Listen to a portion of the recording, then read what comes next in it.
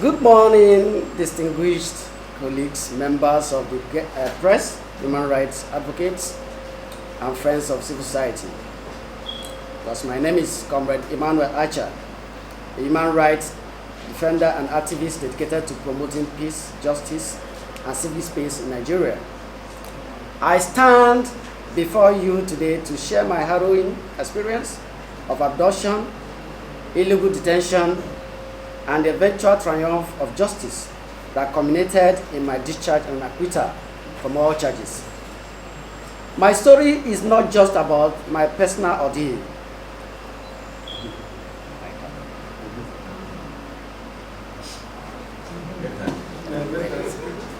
This is a medicated glass.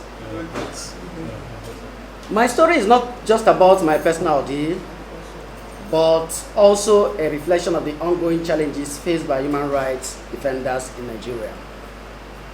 First and foremost, I extend my sincere gratitude to the Action Group on Free Civic Space, Spaces for Change, Lagos, and the Fund for Global Human Rights, whose unwavering solidarity, legal and media advocacy, and funding support have been instrumental throughout this ordeal. Your commitment to defending human rights and civic space in Nigeria is truly inspiring.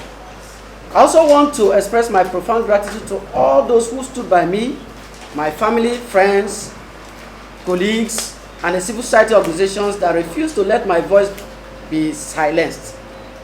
Your unwavering support has been a beacon of hope in these dark times. This press conference aims to shed light on the dangers faced by civic activists, the implications of arbitrary detention, and the urgent need to protect civic space and human rights defenders against state-sponsored intimidation, harassment, and abuse. On March 19, 2025, around 5:30 a.m., while still enjoying my early morning sleep, I was unlawfully abducted from my residence in Enugu by a team of heavily armed, unidentified security operatives. Without any prior notice and arrest warrant, I was whisked away and first taken to the Abakpa Area Command of the Nigerian Police Force, Enugu State. About 30 minutes later, I was handed over to another team of security operatives and forcefully ordered to enter a private vehicle with a team of 5 officers on mufti. I remembered asking one of the officers, where was I taken to? And she replied that they had taken me to Abakaliki on the order of the state governor.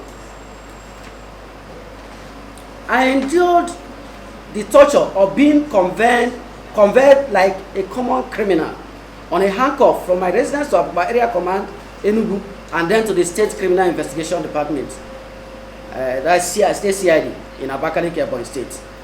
The ordeal was traumatic and shocking, as I was subjected to incommunicado detention without any formal charges or warrant. During my 2 days at the State CID, recording stopped. I was denied access to legal counsel and my family. The environment was hostile. I was physically tortured and endured psychological trauma from the sudden loss of freedom and the uncertainty of my fate. This initial detention marked the beginning of a 273-day period of incarceration that would test my resilience and human rights.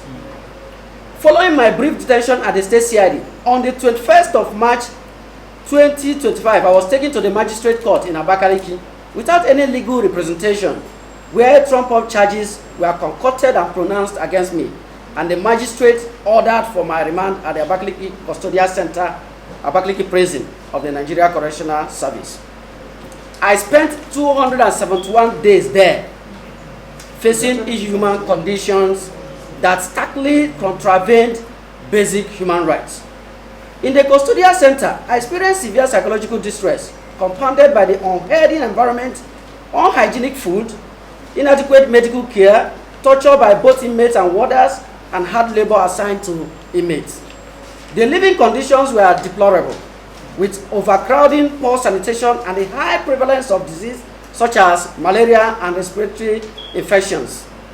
Many inmates both convicted and awaiting trial, suffered in silence amid human rights violations by security officials who often use excessive force and denied inmates their dignity. I witnessed many preventable deaths by the inmates while I was there. The custodial center was a microcosm of Nigeria's broader human rights challenges. Inmates were subjected to arbitrary searches, intimidation, and sometimes physical abuse. The state authorities flagrantly violated inmates' rights, often ignoring medical needs and legal protections. The situation was worsened by the lack of transparency and accountability and lack of involvement of oversight agencies, making it difficult to seek redress. Many fellow inmates were victims of prolonged detention without trial, underlining the systemic issues within Nigeria's justice system. Some trials have lasted 9 to 15 years without court verdict, while the concerned inmates are subjected to a hopeless fate. I witnessed firsthand how the custodial center perpetuates human rights abuses under the guise of law enforcement, threatening the civil space and the safety of civil rights defenders in their custody. During this harrowing ordeal, I faced a trial that lasted 9 months. The charges against me included promotion of intercommunal war, preparation and aiding in carrying on communal violence between the Effium and Eza tribes, unlawful possession of firearm, and sponsoring killings. These allegations were clearly baseless and politically motivated. The prosecution failed to provide admissible evidence. During cross-examination, the investigative police officer admitted under oath that no arms were recovered from me, and the witnesses invited by the prosecution, such as Dr. James Agina, who is the President General of the Effium Community Town Union, and his secretary, Mr. Emmanuel Acha, and 2 others he recruited for the hatchet job, failed to appear in court despite multiple invitations. The only evidence against me were hearsays, which the court rightly rejected. On December 16, 2025, the court discharged and acquitted me, citing a no-case submission led by Iroele Ikazo SAN, here with us today.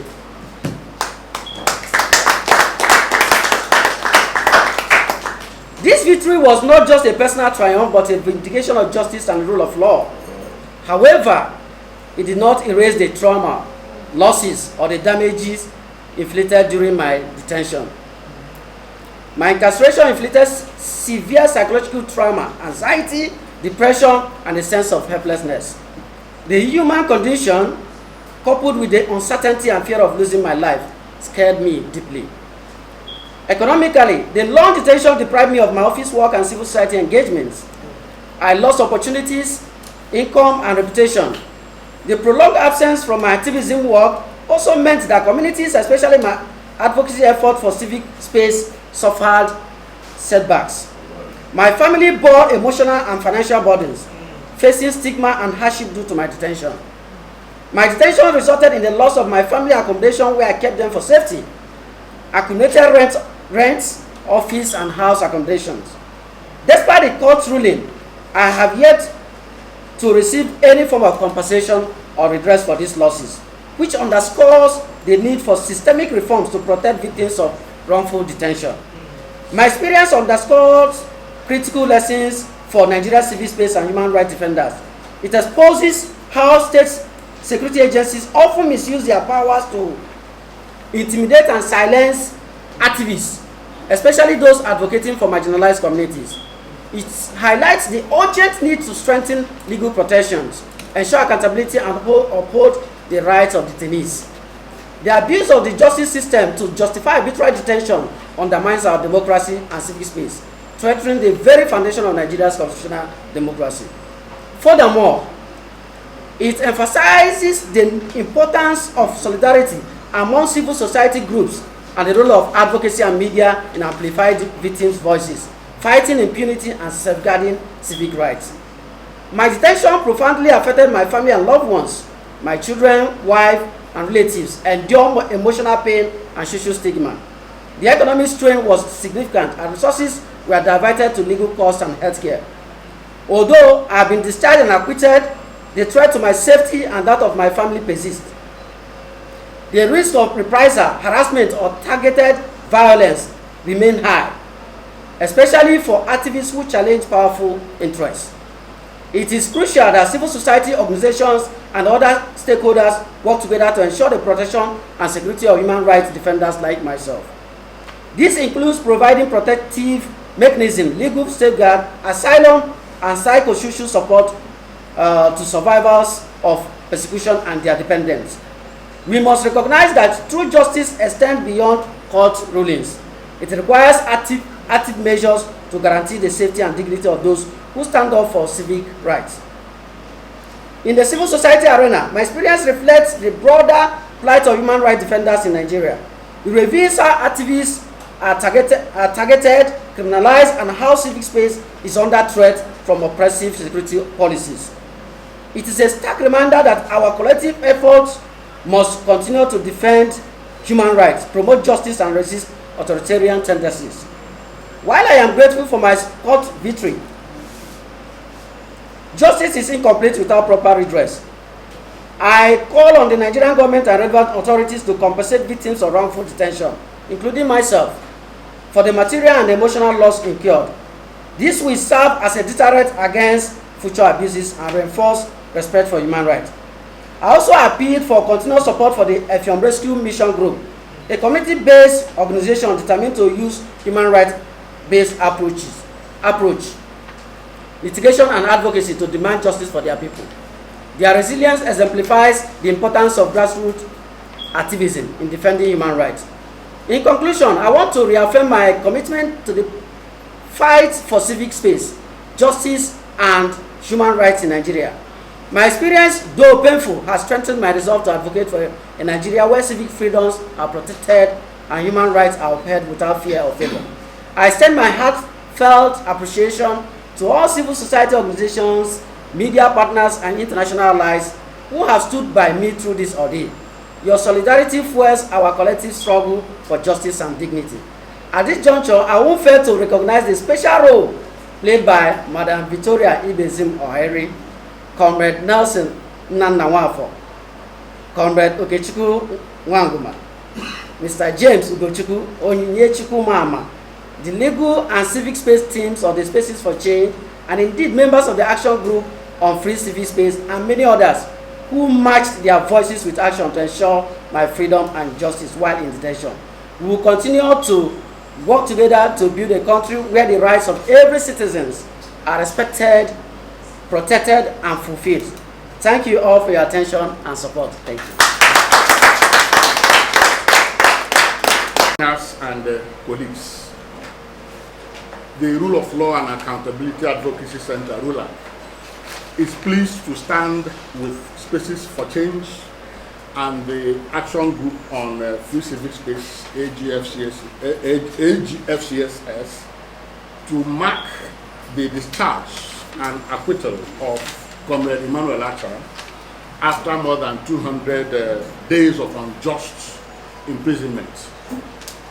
This outcome is not just a personal victory for Comrade Emmanuel Acha and his family. It is a collective victory for the rule of law, for civic space, and for all human rights defenders who continue to work under increasingly hostile conditions in Nigeria. Comrade Acha's arrests, detention, and prosecution followed a familiar and troubling pattern. He dared to challenge the actions of a state government through lawful means, and in response, the full coercive power of the state was deployed against him. He was arrested in the early hours of the morning, denied immediate access to his lawyers and family, and charged with grave offenses that, as the courts ultimately confirmed, were unsupported by evidence.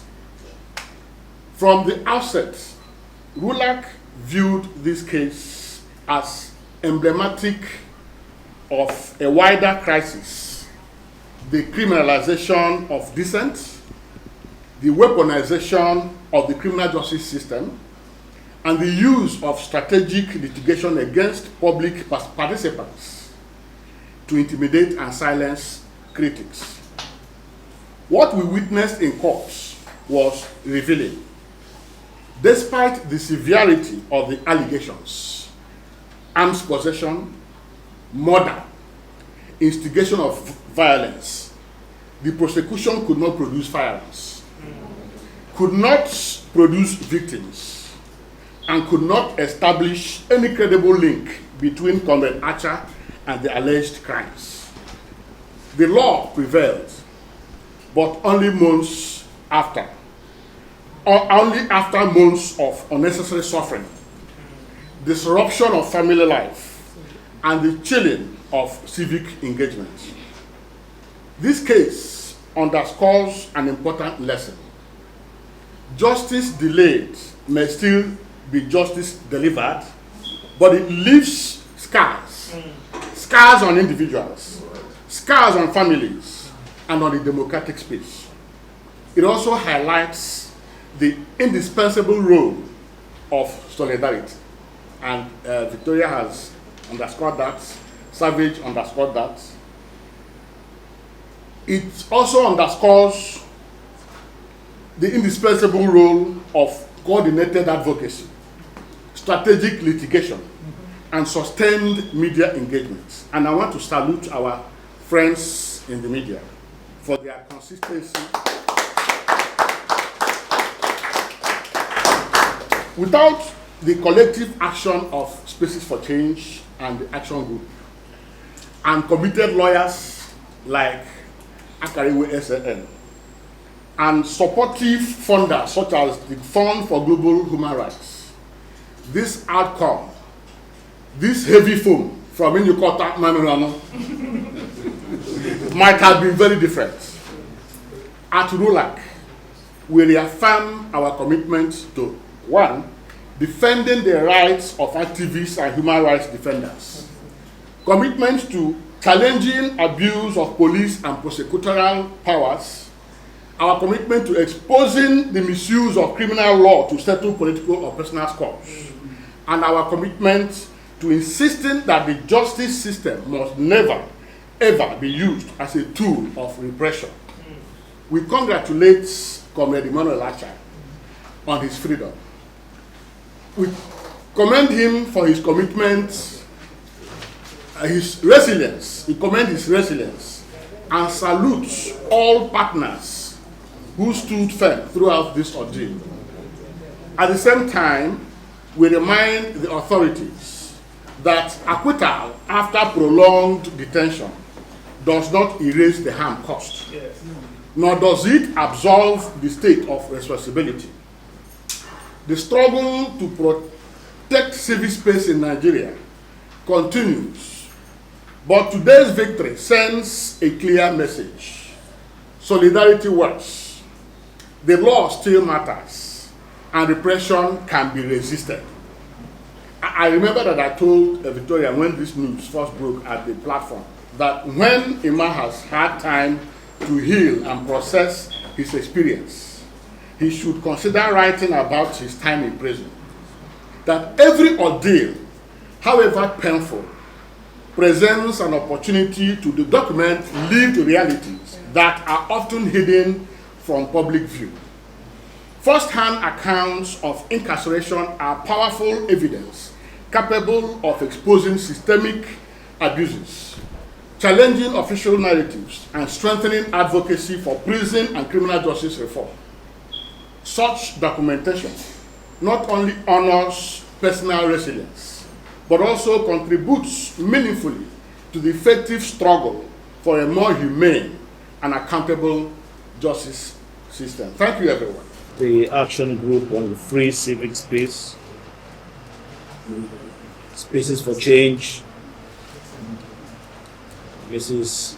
Victoria Ibezimoheri, for reposing confidence in us to handle this matter. There are many lawyers in Nigeria, many in the southeast. but you thought us fit to handle the matter, and I'm glad we did not disappoint.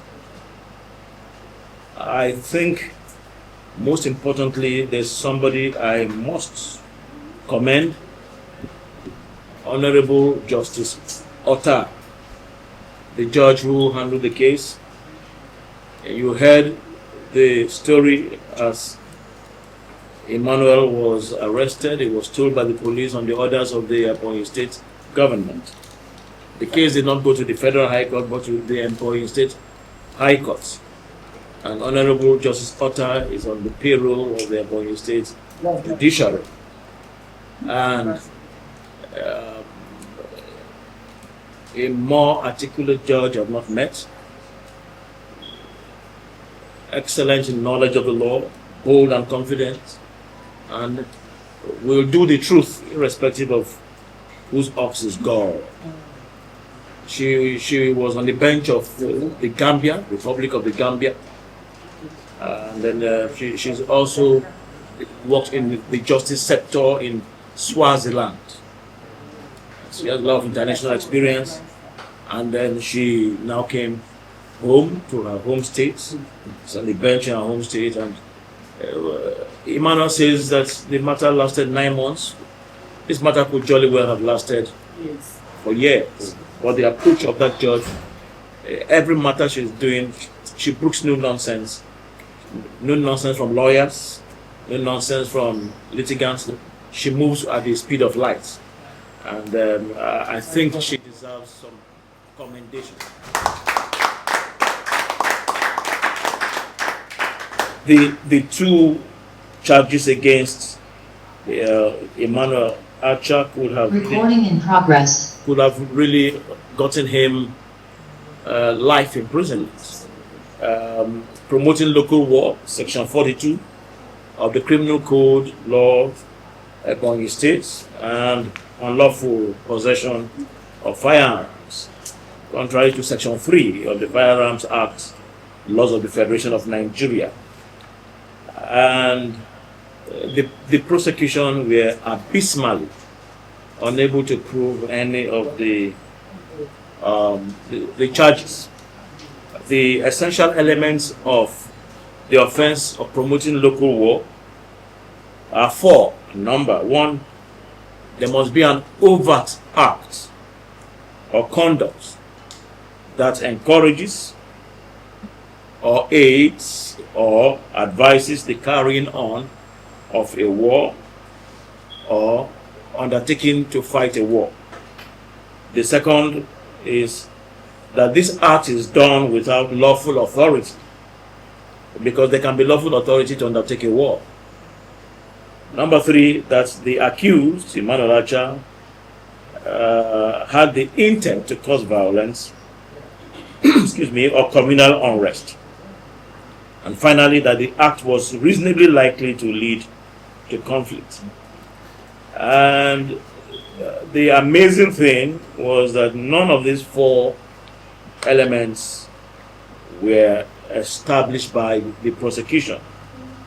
The Supreme Court actually established these four elements in the case of Usman Kaza and the state, 2008 judgment of the Supreme Court. The overt act or conduct or promotion of war, there was no overt act. And in cross-examination, I asked the police prosecutor, Sergeant Itumo, I asked him what exactly was the overt Recording act. stopped. And he says that Emmanuel Acha was asking people to pay money to institute legal action against the government. And that really wags the finger of suspicion at the government. Recording in progress. That he was encouraging people to pay money to institute legal action against the government. And then the question was, I can understand that legal action is civilized warfare. It's courtroom warfare. But did he instigate war between the communities by asking people to pay money? And the gentleman was unable to answer, and I must say that he's unfit to be a police officer. Absolutely. In a civilized climate. Absolutely. Because he was so aggressively committed to seeing that Emmanuel was incarcerated. And he was rude. And actually, he may want to take me to court for defamation, if he likes. But he was answering to the bid of the paymasters. And then he also said that if we go to the Facebook posts of Emmanuel Acha, we will find where he was instigating war. And so, well, I asked him, give us the Facebook posts. You are the investigator. So you should have printed them out. He said the courts and I should go to the Facebook and get the posts, which, of course, is basic law that the court will not be sent on a fishing expedition. The court will help you get your evidence. And then he also brought some WhatsApp messages where Emmanuel was saying to people, contribute money, 5,000 naira each, not to buy weapons, but to go to court to challenge the government. If we criminalize going to court, then what is the option for the common man? If you criminalize going to court, then people are going to go to war. Actually, that we can ventilate grievances in court is safe for everybody. But if a man who wants to go to court and is trying to mobilize the populace to go to court, if the man has to be incarcerated for 273 days, then next time people will not mobilize action for court. They will do worse. They will do what they charged him for. So this was the utter depravity of the case. Also, another element of that offense, that the act was done without lawful authority, and the inspector, I think it's not sergeant, inspector, who gave evidence, investigating police officer, said that Emmanuel Acha did not have the lawful authority to raise money because he is not the leader of his community. Therefore, he's not supposed to raise money. Assuming but not conceding that Emmanuel is not the leader of the community, does raising money for legal action, does it amount to instigating warfare? That is the point that we made. And there is no law that stops an individual from telling the members of the community, hey guys, we need to go to court and challenge this, and we need to raise funds. There's no law. You don't have to be the President General of your community. He's a citizen of Nigeria with his rights. He says there is a problem. There is a problem. We need to go to court. Maybe the president of the community is not in agreement. Then he said, okay, guys, pay your money into this account. Not his account. It was another account. And let us go to court. Let those who are aggrieved go to court. There's nothing more civilized than that. That's civilization. So he was incarcerated for being civilized. Then the third element for that offense of instigating warfare is intent to cause violence or unrest. Let me not waste your time going into the technicalities of this. There was no intention to cause violence or unrest. There was no proof at all. I asked the police IPO, said, where are the guns? Where are the guns he procured? Where are the people he instigated? How come somebody wants to cause war and he's the only one in court? Where are the people that he was going to cause war with? And the man went back and forth. Where is the ballistic report of the weapons? And that brings me right to the next one. Unlawful possession of firearms.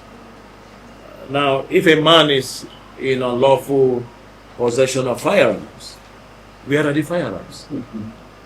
The first thing you are going to tender in court is the firearm, isn't it?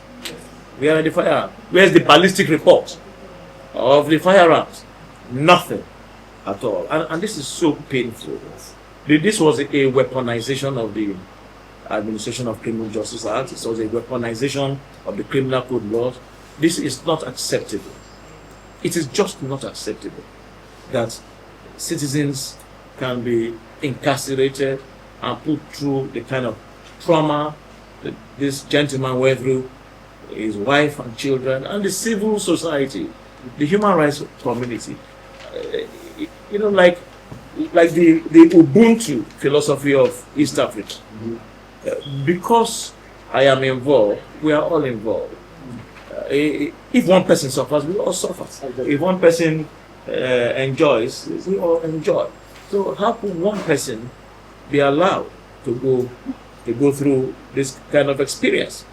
And another allegation against Emmanuel was that the government of Ebonyi State called the Efion people for a meeting, but that the Efion people boycotted the call because of him.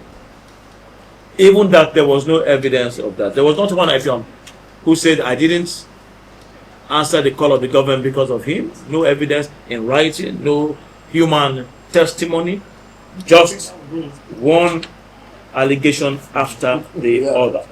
Now, the offense of unlawful possession of firearms has 3 elements, and none again were proved. This is one of the worst kinds of prosecution I ever experienced. In my, I think it is 40 years now, I was called to about 1985. In 40 years, I have not seen this kind of completely incompetent, malicious prosecution, which they did not even attempt to cover up. They didn't even attempt to bring a machete or a den gun, which they recovered from some robber, and say it is his gun. They didn't even attempt, you know. And the three elements: 1, actual or constructive possession of a firearm. No firearm was found, and the firearms must be firearms within the meaning of the Robbery and Firearms Special Provisions Act, and then having a firearm without a valid license. First of all, the case failed on the first one. This charge failed on the first one. If there was no actual or constructive possession of a firearm, then the firearm cannot even be within the meaning of the Firearms Act, and they cannot be issued of a valid license. So a citizen of Nigeria was actually incarcerated 273 days in the worst possible conditions for no reason whatsoever, except that he had the temerity to speak truth to power. I don't understand it. Do we want? Ulisa Abakpa SAN has said that military rule was actually less oppressive than civilian rule. No, let me use his words. That military rule was less dangerous than civilian rule. I know Ulisa went to detention under military rule. His passport was seized, but he has said so, and it is worrisome. And we all, as citizens of Nigeria, I speak as a human rights lawyer now, must rise up. We must rise up and tell those in power that we put them there. Whether they rig themselves in there or not, the purportment is that we put them there. And therefore we must insist that they are answerable to us, they are accountable to us, and they cannot incarcerate a citizen. For every moment he was there, I was there. I was incarcerated. We all were incarcerated. And it is so important that we don't let this one go. We don't let it go. How will we go about it? We can decide.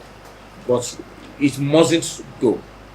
When elections come up next year, it must come up as one of the election issues that the governor has to address. The Attorney General of that state has to address it. Why did this happen to a citizen? We have to insist on accountability. They are our servants. They are their masters. They serve us, and they cannot treat a citizen in that way because they don't like what he's saying. Thank you very much.